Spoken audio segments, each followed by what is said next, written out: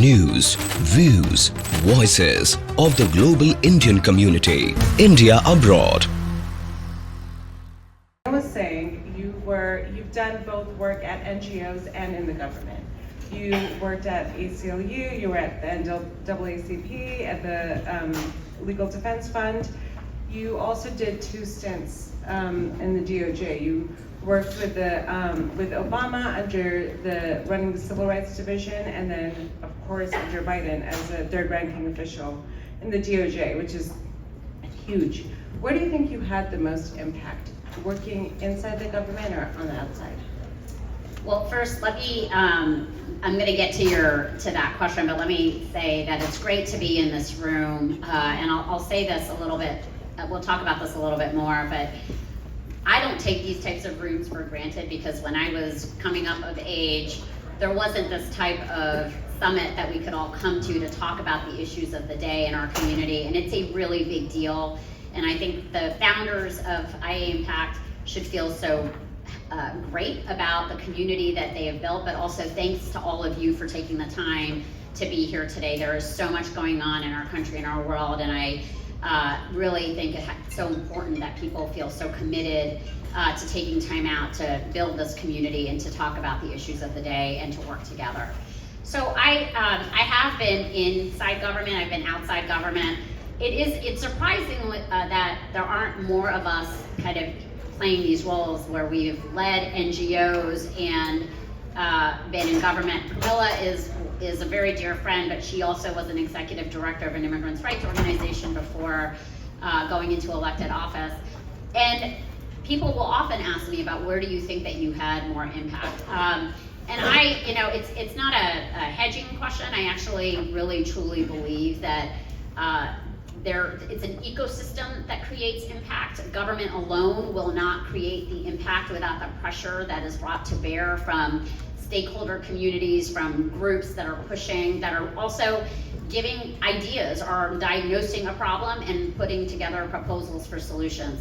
But the reason why I think I have been drawn to going into government is that there's no question that if you are able to understand an institutional bureaucracy and understand the levers of small p power in a place like the Justice Department, the impact that you can have is huge. There's obviously the Justice Department has its prosecutorial power, which is very significant, but also on all of the issues of the day. My job as associate, and there's no reason any of you should know this, it's 3rd ranking, but it was overseeing all of the civil litigating components, so the Civil Rights Division, the Civil Division, the Antitrust Division, the Environment and Natural Resources Division, and the Tax Divisions, as well as all of the grant making, which is over $5 billion of money that's given out to justice systems, police, justice reform, etc., and then several other 13 components fall within the Associate Attorney General's purview.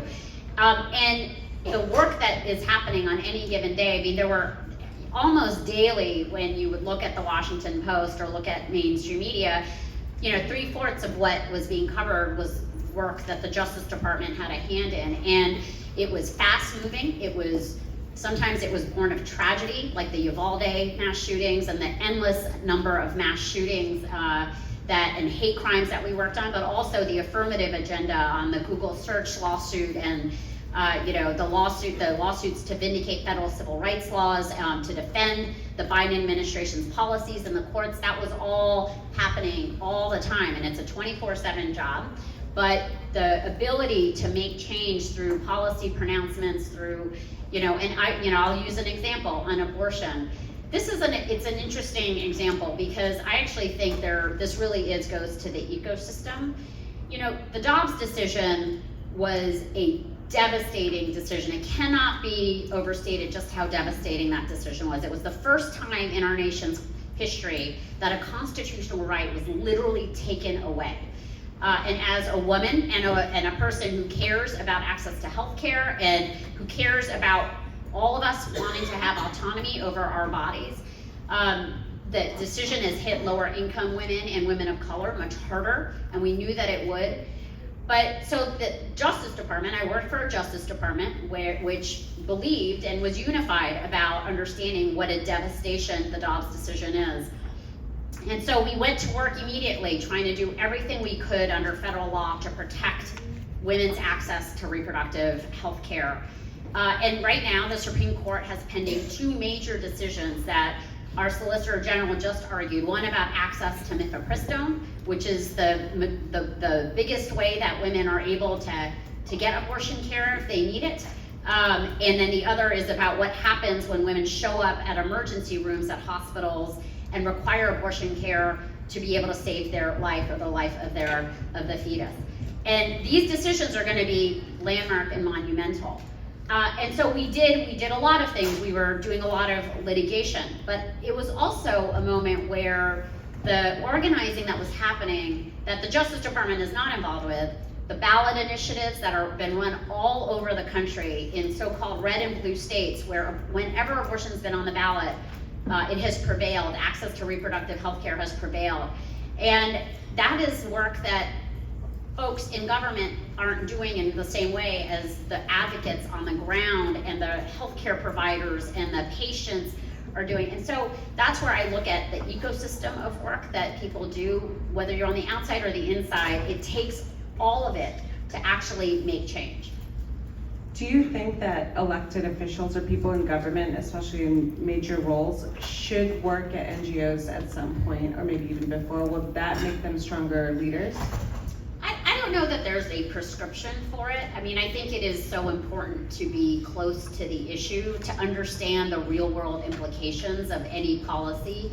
And I think a lot of elected officials have that, whether it's because they were county commissioners and who were really close to their constituents, or because they ran NGOs that were focused on, particular communities.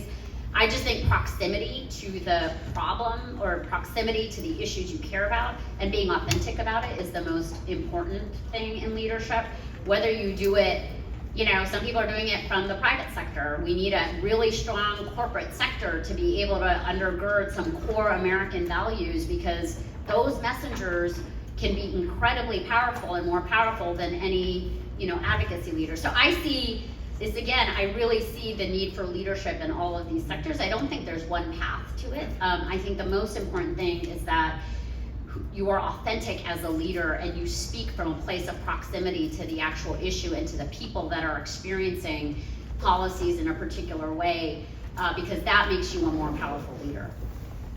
Yeah, and just now you described all of the various topics that you covered when you were at the DOJ. It was abortion, gun rights, antitrust, gun violence, and these are the biggest issues that the country was facing. Well, some of the biggest issues the country was facing over the last couple years. Can you tell us specifically the work that you did around democracy?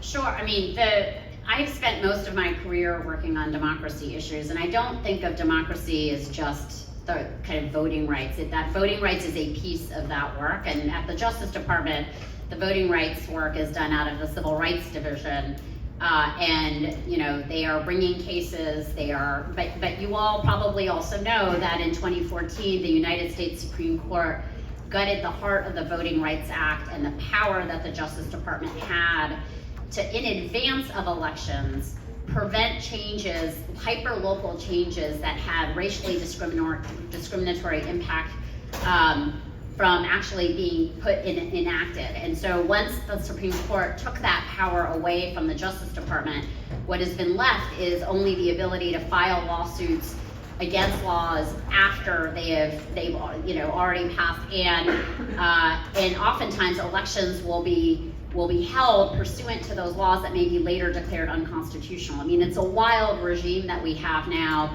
in a post-voting rights, post-Shelby County world, and that is why so many people are working to restore the Voting Rights Act, because it really was one of the most impactful pieces of legislation this country has ever had.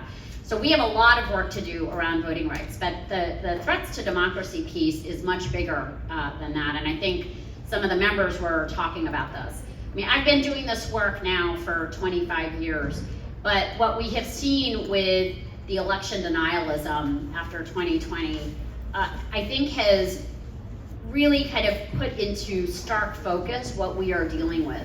I mean, for the first time now, we have members of Congress in advance refusing to say that they will abide by the results of our election. We need to really understand what that means.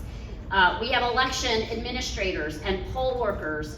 I was just talking to a state senator in Arizona. I'm worried about whether poll workers are gonna sign up to do that job in Arizona when they've been the butt of threats, literally death threats, that the Justice Department now has prosecuted. But the level of threats and animosity to the nonpartisan volunteers that signed up or were elected by their constituents to perform kind of the administration of our elections, it's wild. The attacks on judges, the attacks on institutions, and the amount of mistrust and just through disinformation that has been sown against our institutions.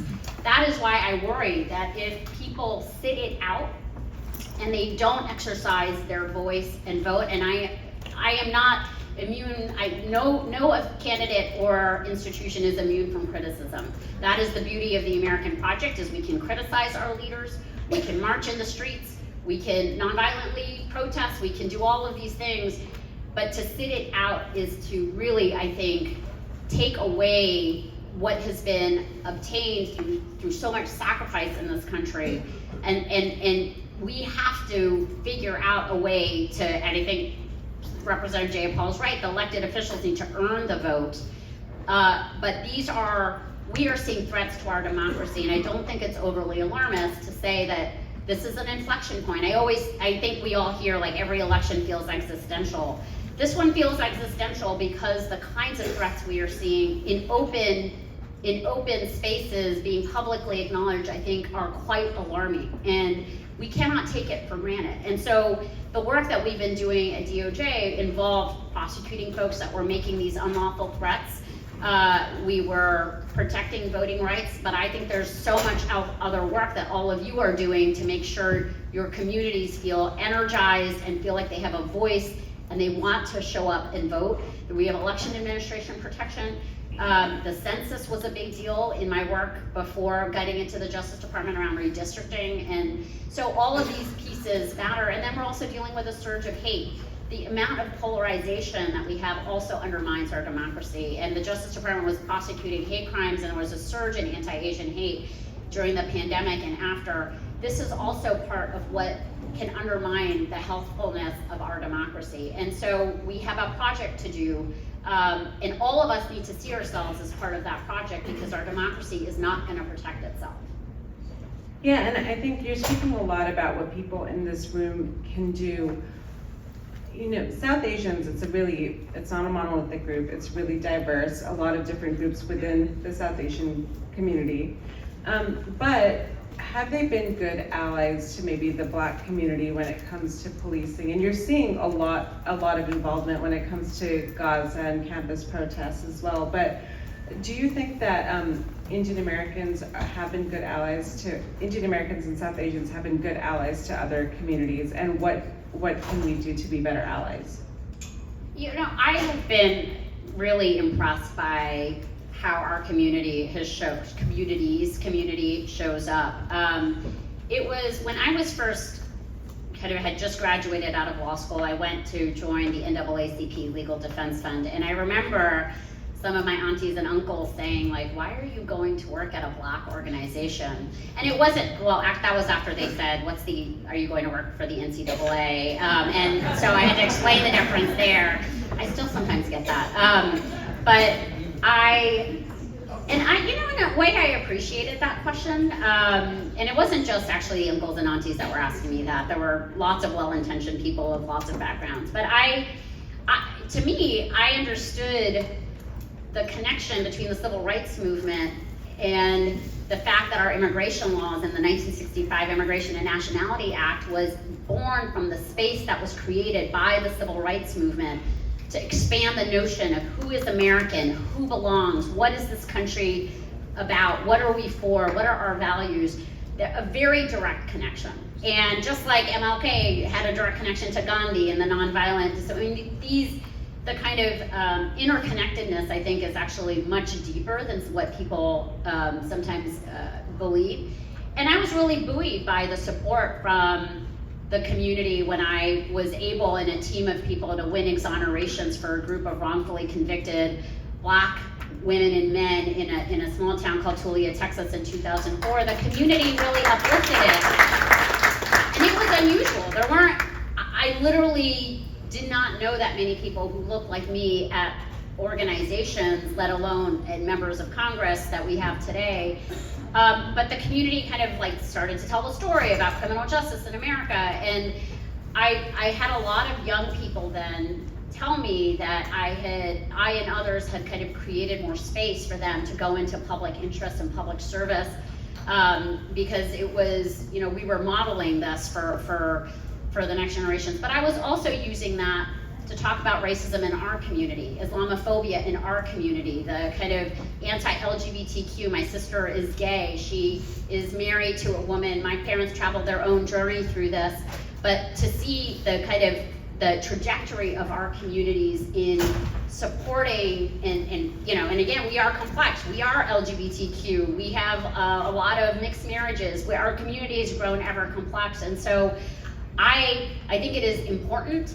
I think there's been changes and we've all developed and emerged, but I also don't think I take it for granted. We always have a lot of work to do, and our community, like any other community, you know, needs to constantly investigate ourselves as much as we can look outward and criticize other communities. I think we have to recognize, you know, some of our own barriers that we've established and break those down as well. But I have been really gratified. I think there are South Asians all over the federal government. We're running organizations all over the country. We're making film and changing culture. I mean, it's really, it's very powerful in a lot of ways, but it's also something that we have to consistently work on to make sure that we are putting our mouths where our money where our mouths are. I can't remember what that expression. I always blame my immigrant status for messing up idioms, but I can't in this room. Yeah, when I was working at the Atlantic, my family members in California thought I was working for an environmental publication. There you go. I hear you. Okay, so, you know, in an era of what you're describing as what's happening in America is not unique to America. There's a rise in authoritarian regimes around the world. And in India, they're voting right now, but it is pretty scary to see what's happening there. I know the panel right before us addressed this as well. So just as you know, a warrior for democracy, how do you view what's happening around the world?